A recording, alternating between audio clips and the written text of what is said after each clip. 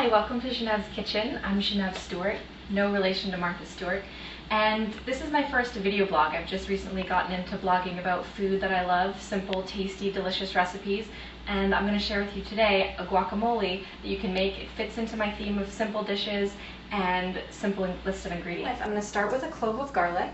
And one thing that I wanted to share with you is if you're going to be doing a lot of cooking, to make sure to invest in a nice 8-inch chef's knife.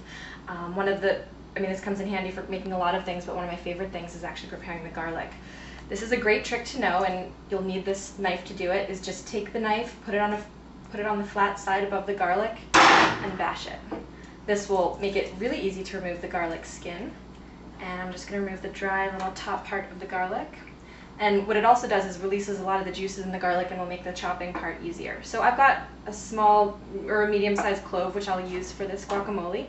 I'll just begin by chopping, holding my hand on the top part of the knife and just kind of rocking it back and forth.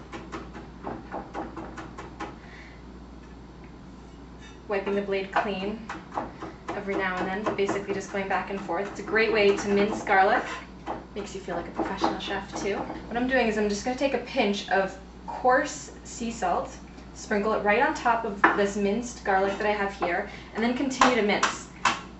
And it starts kind of crunching together, and the coarse sea salt really helps to break apart the garlic even finer. And what I'm looking to do here is actually to create a paste.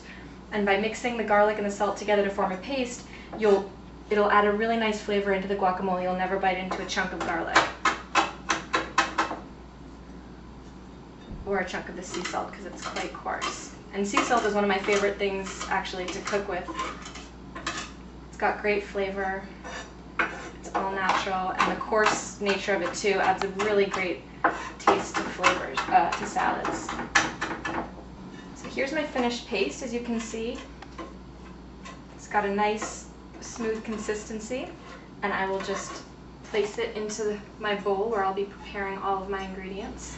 My next ingredient that I'm going to pull out is red onion. I love red onion for its great color, but it also adds a nice crunch in the salad, or in the guacamole sauce rather, and of course great flavor too.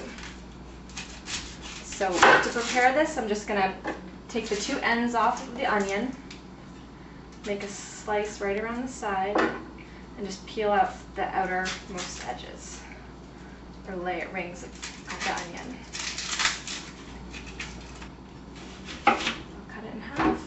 And then I'll just do a few half rings. The reason I like to cut it in half first is to help me get a nice foothold of the onion on the cutting board, so it's not sliding around. Once I get a few of the rings on my board, I'll just cut them.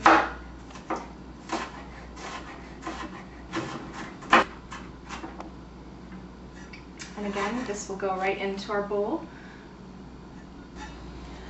And now for the featured ingredient in guacamole, the avocado.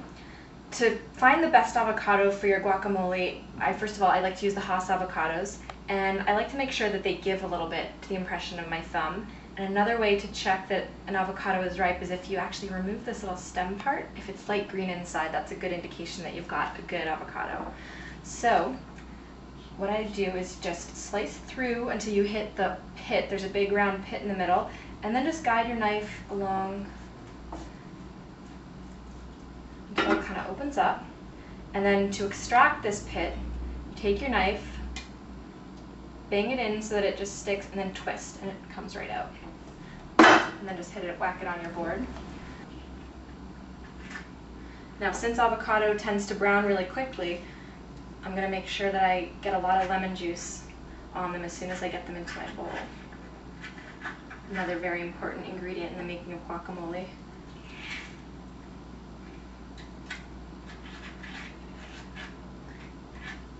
Now, I don't know if you can tell very well on this film, but I've got really soft avocados here, which makes it much easier to prepare and get that nice consistency of the smooth guacamole. So now that I've given it just a rough chop, I'll add it into my bowl. This is going to be so good. They're super creamy. So we've got this beautiful lime here. And the best way that I've found to extract the juice from either a lemon or a lime is with a fork. So what I like to do is just kind of poke the lime with the fork a little bit first, and then just squeeze it over the bowl, all the while turning my fork a little bit. It smells so good and summery. And of course you want to save a lime so you can slice some up and add it with your Coronas. Alright, now I've got the lime juice rather in with my guacamole.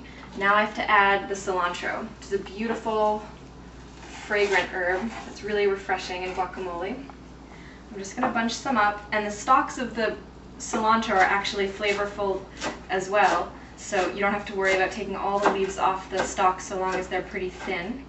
I'm just going to, again, hold the knife on the front part and just rock it back and forth.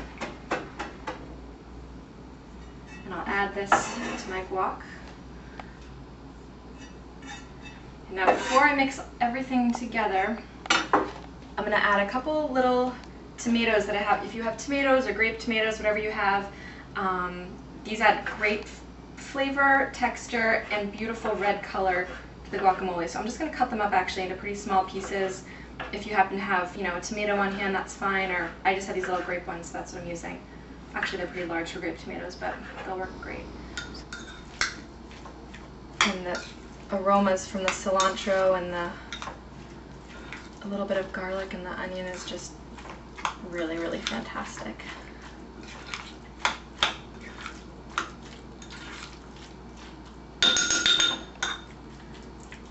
Now the next thing to do is plate it up.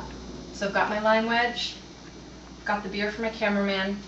I just need to check, make sure this guacamole dip tastes as good as it looks.